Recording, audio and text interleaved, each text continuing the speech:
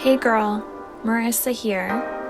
You are listening to the Codependummy Podcast.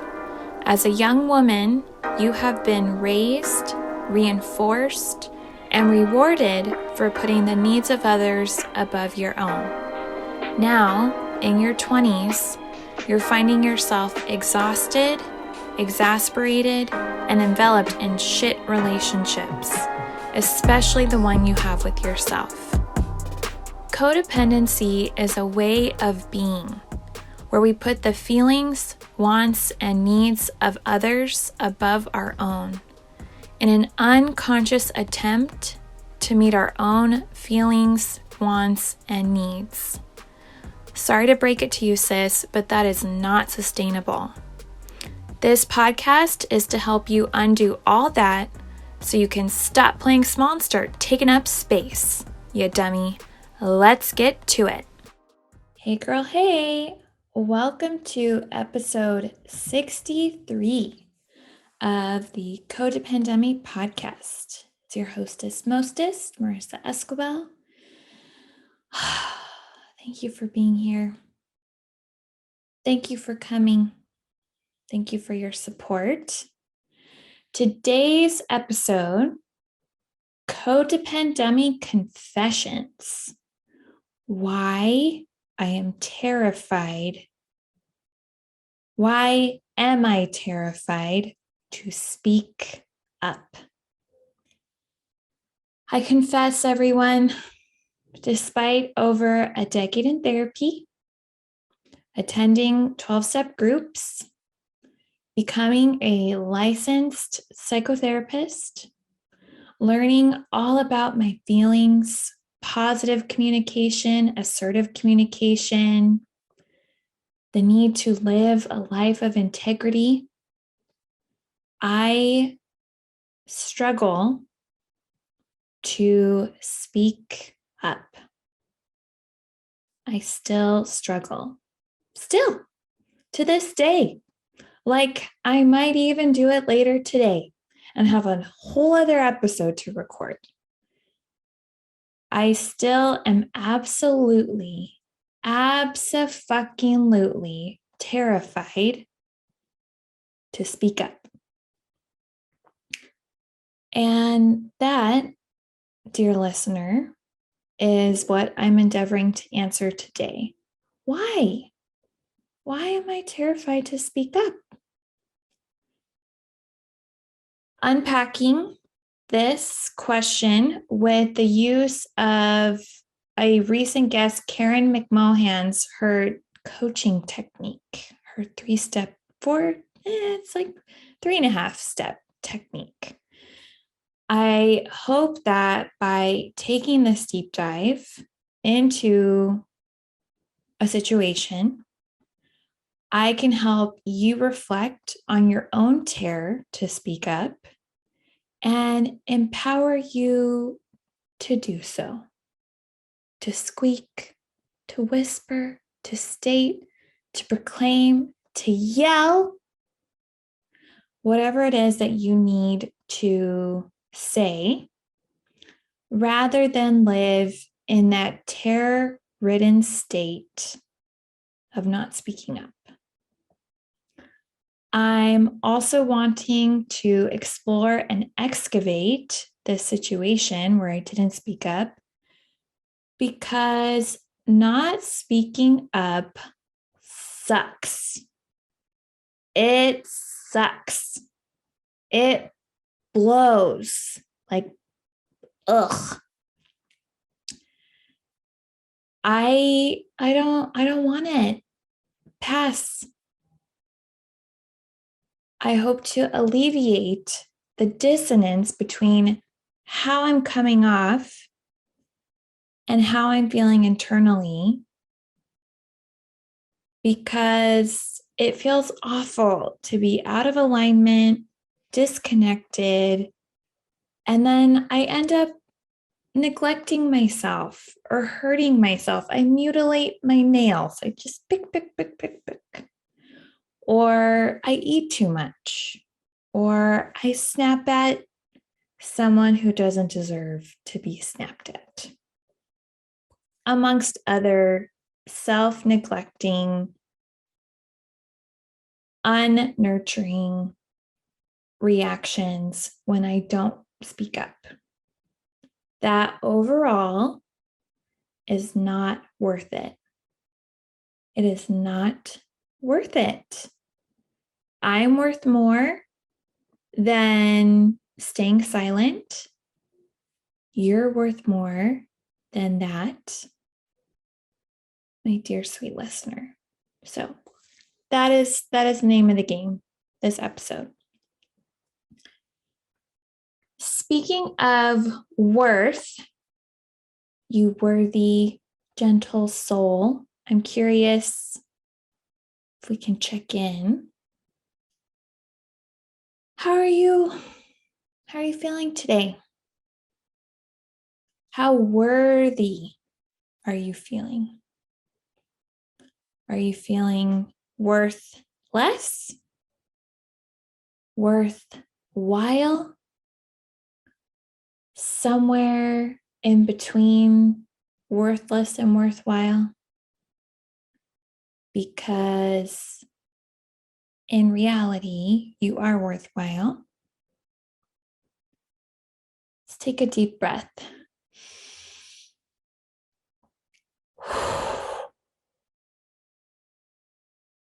I went to a training last week, and the presenter said that deep breathing is the best form of self-care. And I'm not sure if there is science to support that when it comes to comparing self-care techniques, but it resonated. And I have been more focused on taking deep breaths throughout the week. Let's do it again.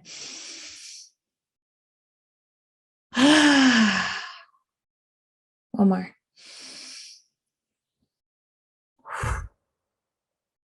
Okay. I am curious, what are you feeling grateful for at the moment? What are you worrying about today?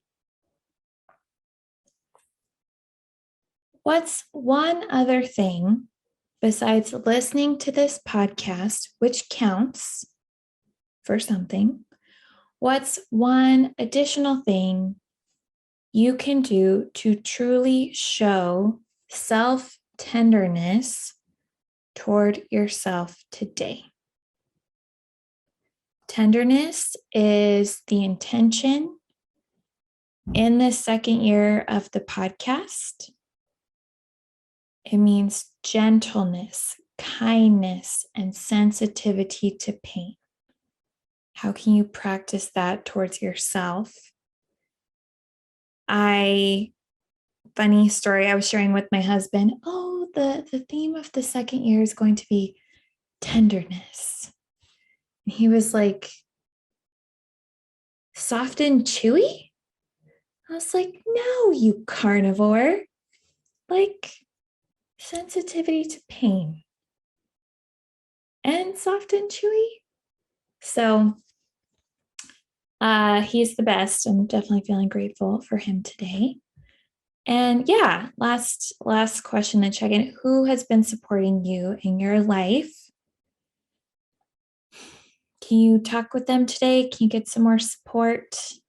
Ask for a hug, give them a hug, just be around them, present with them. And that is the end of our check-in. All right, let's look at why am I so terrified to speak up? I'm going to paint you a picture of this situation, answering who, what, when, where, why, and how, to give you the context. Who? I was terrified to speak up to my therapist. We'll call him my therapist. And who is he? Well, He has been my therapist. We have been working together since May of 2020. If you remember, I've shared about my former therapist in a different episode, and that relationship, I was trying to navigate and combat the codependency that had been created and was met with her attempts to maintain a codependent relationship. So I ended with her and reached out to my current therapist, and it's almost been 2 years. And what I liked about him, what I do like about him, is he is not codependent. He was not codependent from the start, where I really sensed healthy boundaries, healthy limits, healthy expectations of me as a patient, and healthy expectations of himself. I talked with a couple other therapists, and they were offering to lower their fee for me and my sad situation at the time after hearing about what I wanted to work on and work through. And yeah, my therapist was like, "Okay, this is how much I charge. Can you afford it?" And I was like, yeah. I don't know if I can, but I'm gonna make it work." Right? Just really inviting me to step up. So it's been almost 2 years. He's my therapist, and I have been seeing him weekly, if not twice weekly. This is who of the context. Who I was terrified to speak up to. What was going on? What happened that I was terrified to speak up? We were in session, and I was sharing about a stressor from that day. Just before coming into session, shit had popped off, and I was talking about it. And I'm talking, he's listening, I'm answering, and he's asking questions. But it started to feel like he was distracted.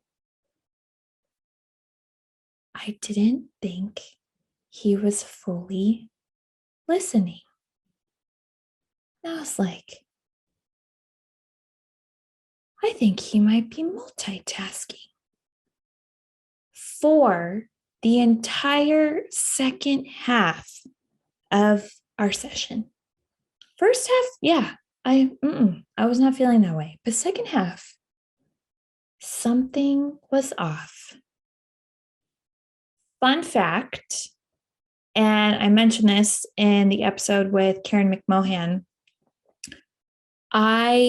he has been distracted before. Very early on in a couple of our initial sessions, he would get, I don't know if it was an alert, a payment, a text, but a couple minutes every session, we would be virtually face to face, and he'd be like tapping away at his phone, like, yep, right. 1 minute, 2 minute, 3 minute tops. He'd put it down or put it away, and that was it. So I noticed it. I noticed a pattern, and I hesitated to say anything. Like, dude, put your fucking phone away. I didn't say that. And I say it like that because evidently I was angry, right? I was hurt. Therapist, I'm right here. I am due your undivided attention. So I thankfully grew the ovaries to say something. It only happened a few times, and it happened a few times. should not have happened a few times. And I said, therapist, I noticed that you're on your phone for a couple minutes when we meet, and I kindly request that you not have your phone out while we're meeting. Thank you. And I was terrified to speak up. I said it and was met with kindness, understanding, and compassion. He admitted, like, yeah, I, he didn't specify, but he's like, yeah, I definitely like have it out at times. I apologize. I am sorry, and it won't happen again. Okay. And since that time, right, almost for 2 years, like we do not have our phones out, both of us. And he even, like, sometimes we'll have to pull our phones out to schedule something, and he will say, I'm pulling my phone out. And it's sometimes it's somewhat comedic. Other times it's just really letting me know, like, I hear you, I heard you, I remember.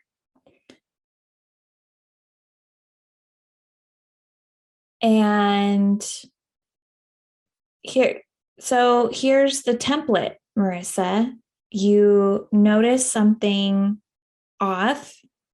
You have a need that is not being met for undivided attention. You verbalize it, and you are met with understanding and adjustments. There's the template. Okay. But apparently, intellectually, I knew this, but emotionally, it's hard to believe it will be repeated. We'll get to that. That is what? That is the context of what in why I'm terrified to speak up. When this was on Saturday, January 22nd, 2022, around 12:30. So halfway through our session, where we meet virtually, we meet via telehealth, and I was at my mom and dad's because they, my sister, myself, and some peeps, we had some plans afterwards. So that is where. How come, Marissa? How come? How come you were terrified to speak up?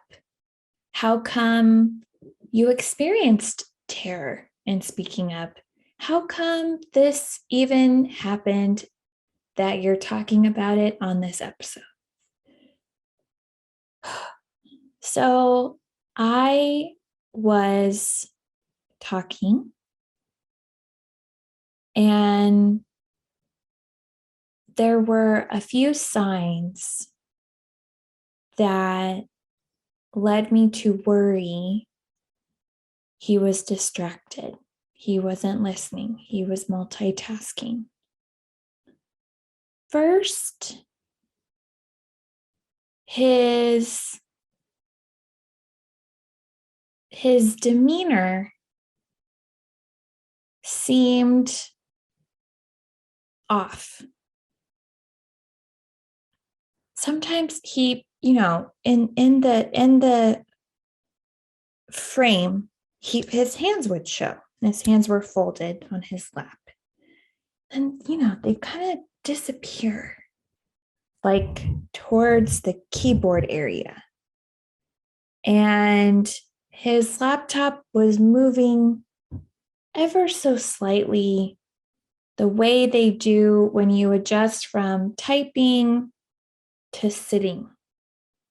Typing, clicking, and sitting. So that just a little bit, just a little bit, not a lot, baby girl, just a little bit. And he does wear glasses. And the reflection that I could see, I couldn't tell. Usually I see myself or a blurry reflection of myself on his computer screen reflecting from his glasses back to me. And I don't know. I was like, do I see work or do I see me? So that was a sign. And some points he would ask me a question, a yes or no question, and I would nod my head affirmative or I would nod my head negative, like shake my head no. And it'd be something like, for example, this wasn't the question. He'd say, "Oh, is it warm down there?" I like nod my head. He'd say, "Yes, no." I was like, "I'm nodding my head. Like, do you not see me? Do you not see me? Is there another window open on your screen?" And lastly, he would respond. I remember he was like, "Oh, that makes sense." And I was like, "What makes sense? What did I just say that made sense? I don't even, what are we talking about?" And as I share this, it sounds suspicious, right? It sounds bad. It sounds unprofessional, inconsiderate, rude, horrible. If he truly was clicking away, had another window open, was working and multitasking while sitting with me. And we could argue that I could end the episode right now and be self-righteous about how horrible my therapist was, his behavior.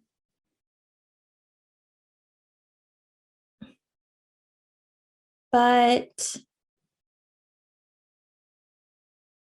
what's really horrible, for me at least, is that I sat there for half an hour wondering, questioning,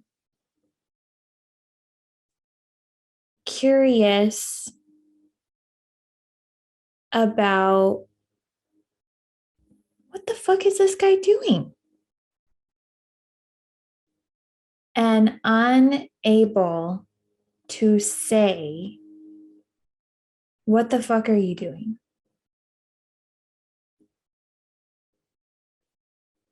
I could not make the words come out. Hey, you seem distracted. Hey, I don't feel connected to you right now. Hey, can you give me your undivided attention? I've been with him long enough. I have confronted him about other things. I've opened up to him about other things where it would have been okay to say, even to preface it by saying, I am terrified to say this to you right now, but it seems like you're multitasking. I feel terrible saying that, but I do not feel connected right now. I could have prefaced it with that. But for minutes, for half the session, for half an hour, I simply sat there and pretended I felt heard. I faked a session. I feigned responses to his questions and watched myself not say anything. because I couldn't do it. I could not do it. I could not form the sentence that I was thinking in my head through my mouth. I could not do it. That is the how. That is the how come. And lastly, for context, why? Why was I terrified to speak up? Why couldn't I do it? I even thought to myself, say it, Marissa. Say it. Say it now. Say it now. No. And then I resigned myself in session. I can't, nope, I won't, I can't, I won't, I mustn't, I must not. I cannot say this to him. I know I need to, part of me wants to. Maybe not. No. How much time do we have left? Come on, Marissa. You can do this. No, can't. You can say it. No, I can't. No, I can't. We will go on forevermore as therapist and patient, and I will never, ever say this. Right? I had resigned to forever. And I didn't do it. We ended the session. I said goodbye. I sent him money. And I felt disjointed, disconnected, discouraged, disoriented, dissonant from what I was experiencing internally to how I was acting externally. And thanks to our boy Nathan from the Codependummy Dilemma episodes, helping me create the self-validation challenge, I created a voice memo and I was like, Marissa, you just sat for the second half of your therapy session and you didn't say anything, even though you thought that your therapist was multitasking, distracted, and not listening. I provided comfort, reassurance, and I said, you're going to have to say something. I know you didn't today, but you are too aware, you are too conscious, you are too insightful. You're going to have to say something. And I was like, God damn it. All right, self. So somewhat committed at the time to say something in our next session.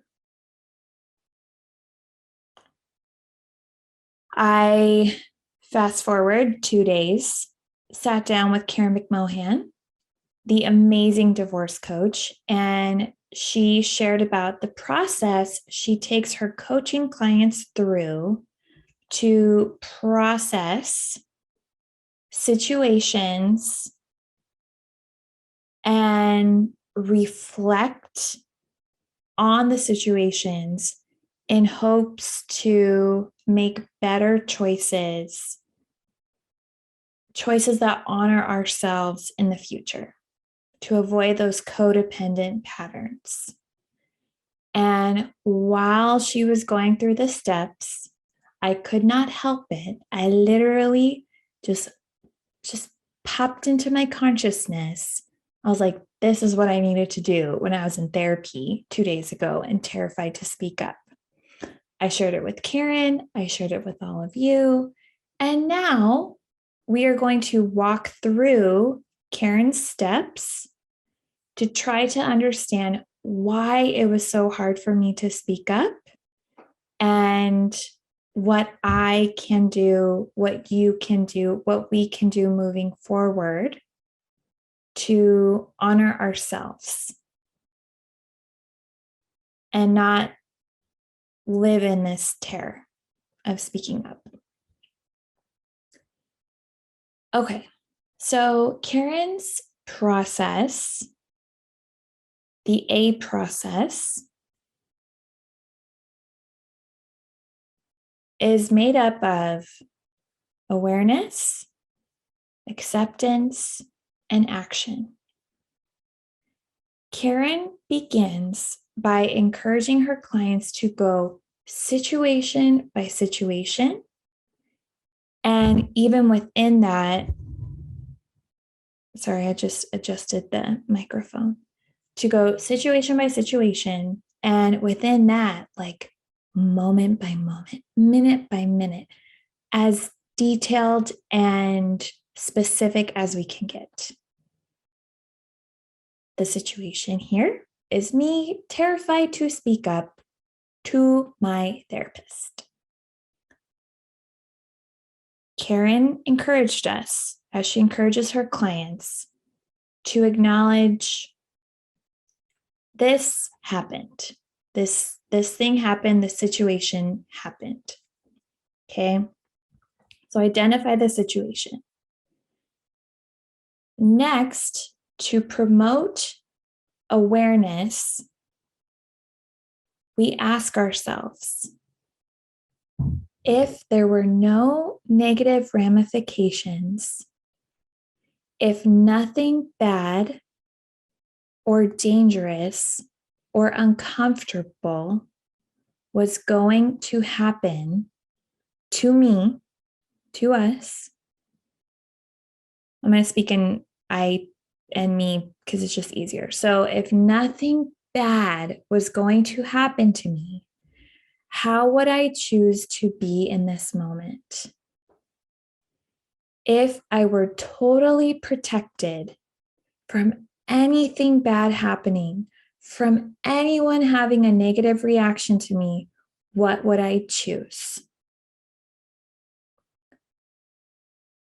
In this situation with my therapist, I would have chosen to say, at the first sign of his distraction, at the first sign of feeling disconnected, at the first sign of wondering, is he listening? I would have said, hey, you seem distracted. Can you give me your undivided attention? No negative ramifications, nothing bad, dangerous, or serious happening. That's what I would have said. Hey, you seem distracted. Can I have your undivided attention?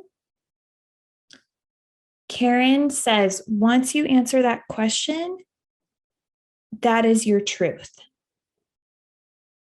That is your truth. And by having that, you have awareness. Step 1, check.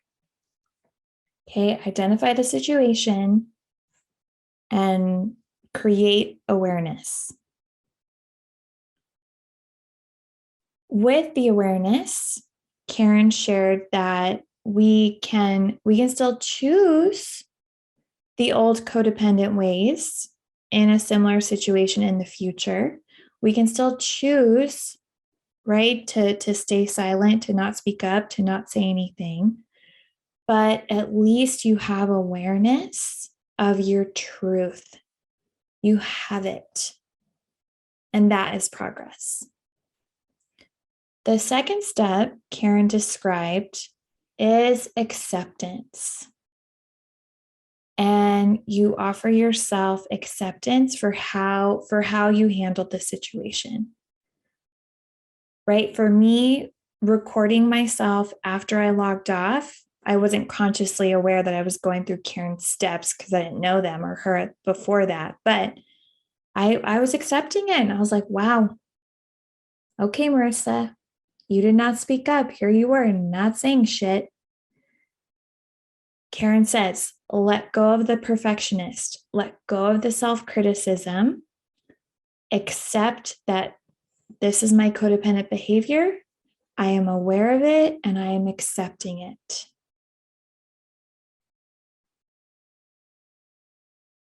this is what happened.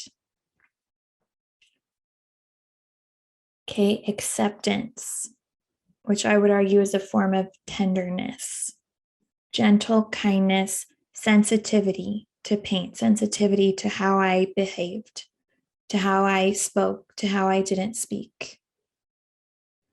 Once we have awareness and acceptance, the third step is action. And Karen said, this is where we come toe to toe with our comfort zone, right? Toe to toe. Here's me, my awareness and acceptance, and a different way to act other than my codependent ways, right? To speak up when I don't want to. And then here's my comfort zone. We're going to battle it out. And Karen, she said, possibility lies on the other side of the comfort zone. Possibility. I didn't truly know how my therapist would react if I spoke up. That's where the possibility is. I assumed he would react negatively, but the possibilities are beyond that. Karen says, step out in faith, behave differently in a healthy way, in a self-loving way. And she says, you'll discover the sky doesn't fall, and you'll have one brick laid in better behaviors, in more self-loving, self-nurturing, interdependent behaviors, right? Somewhat independent, but also thoughtful of the recipient, the person you're interacting with.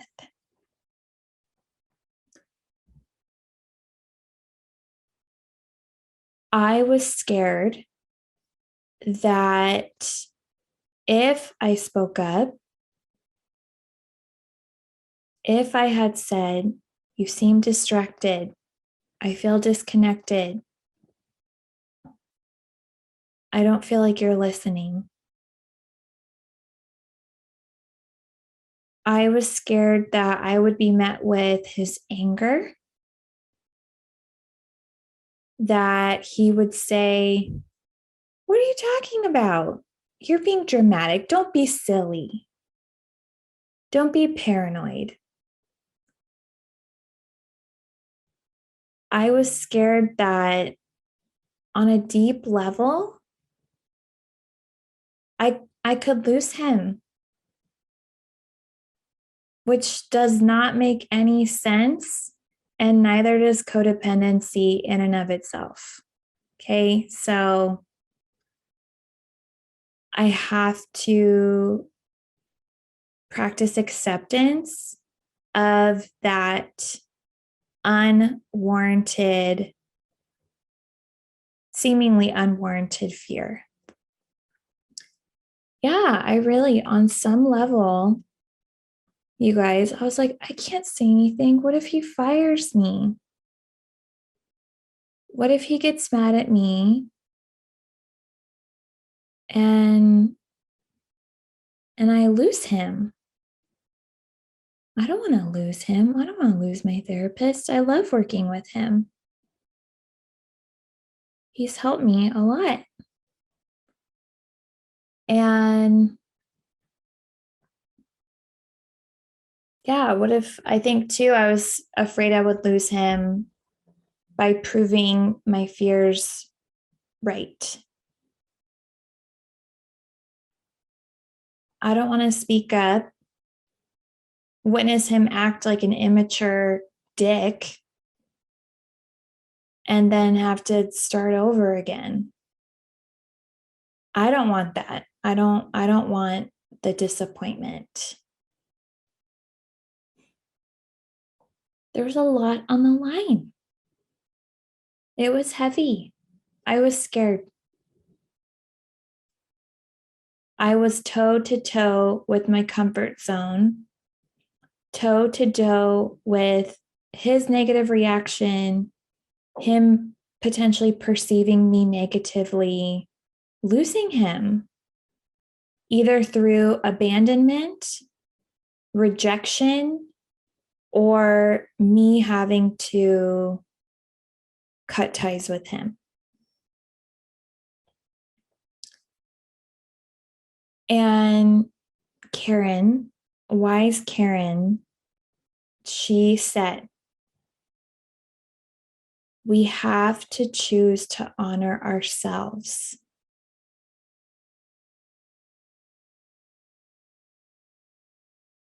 She was like, he may think you're accusing him. He may get angry, but you have to choose to honor yourself. And she added, everything is good information. If he gets upset, that's good information. If he acts inappropriate, it's good information. I had no control. You have no control over how other people respond when you speak up. But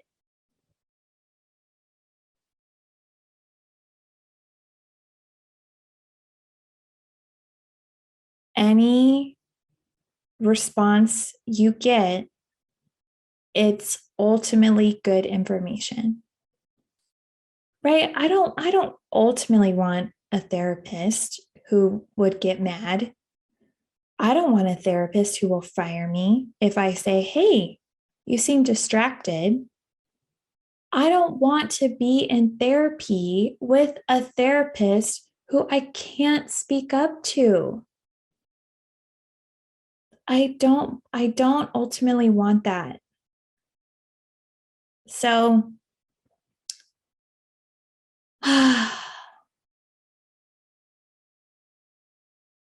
so there I was, aware, in session, accepting after session, and still in awareness and acceptance while I met with Karen and shared about it.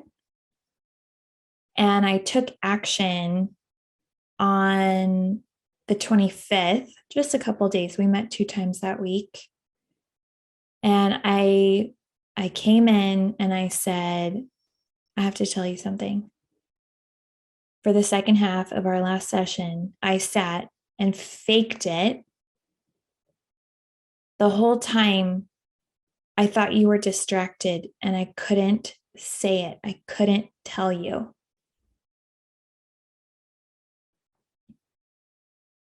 And I was met with compassion, understanding, and curiosity.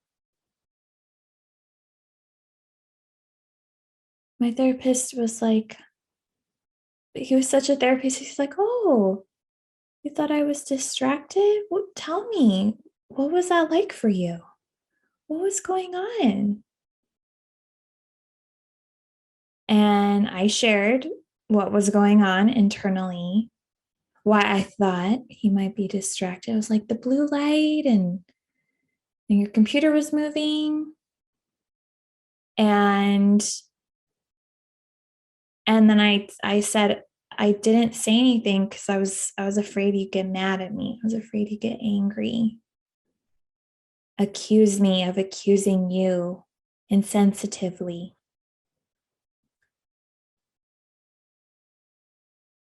And we had a really good talk. And it wasn't and isn't so much about what he was doing. Of course, I want his undivided attention.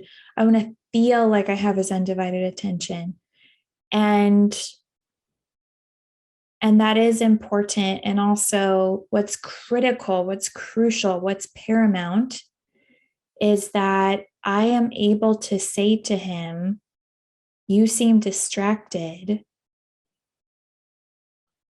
the moment that I feel that.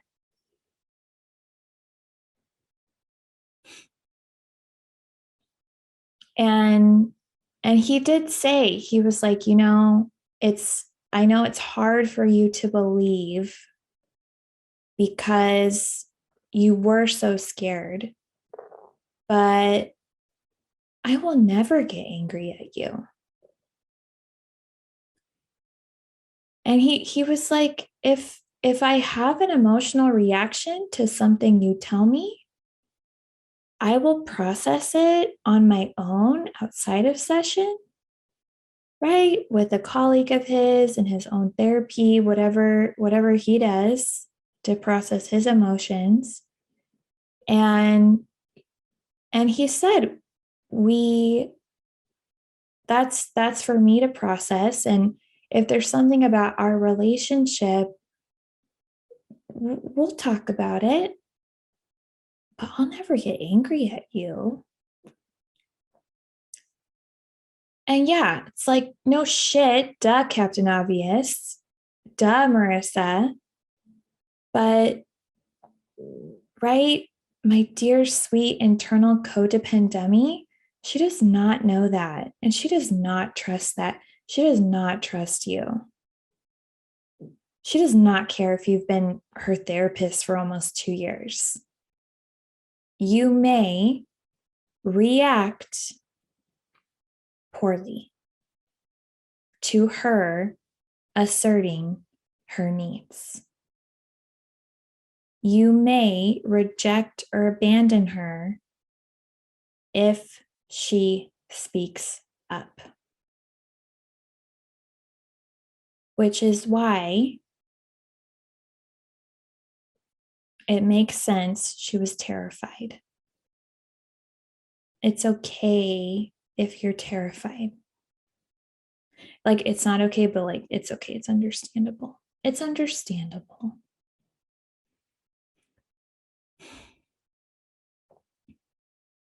And yeah, now my therapist is like super focused. Like I say that and I laugh, but yeah, that session we talked about it.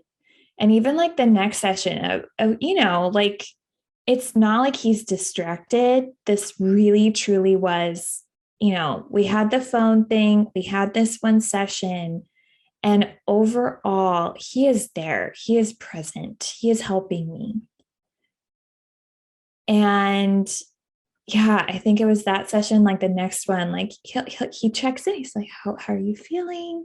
How are you feeling about my presence? Do you feel heard?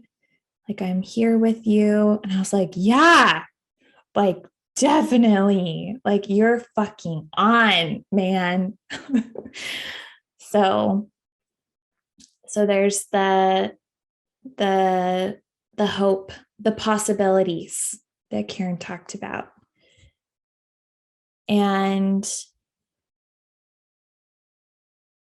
one other thing, Karen, this snippet she shared with us, she talked about in the moment of acting, we are making a fear-based decision or a desire-based decision. Fear-based or desire-based decisions. And I deeply desire to have my therapist's undivided attention. I deeply desire to speak up to him and be met with curiosity and compassion and understanding. Karen said, we may make a fear-based decision 10 times while we're working on our awareness, which keeps us in our comfort zone. And despite desire-based decisions being scary, requiring a leap of faith, trusting in ourselves, when we choose desire-based decisions, we honor ourselves. And there are rewards in that, as I've experienced. I have also experienced repercussions, not with my therapist at other times, but then it's just back to the good old information that I'm gathering thanks to their response. So Karen says, in every moment, you can ask yourself, in doing or not doing, in speaking up or not speaking up, is this a fear-based decision or a desire-based decision? And which side of the fork, which road, which way in the fork do I want to take?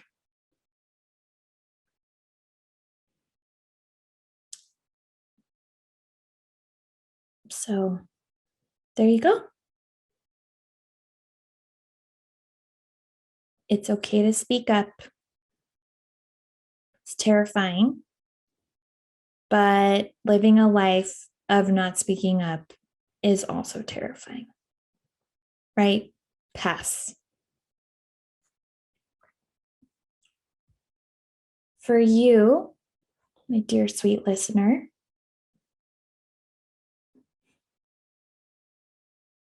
what situation came up today, this week, this month? What situation came to mind as I was sharing? I would encourage you to copy and paste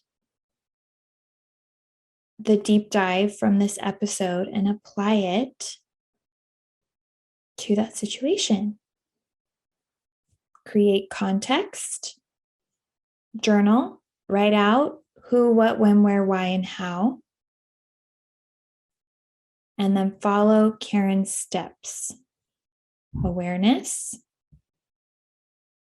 If there were no ramifications, how would I be? What would I do in this moment? Provide acceptance. How can you express self-acceptance towards yourself and your behavior? And third, action. By becoming aware, by providing yourself acceptance. What is a desire-based decision you can make?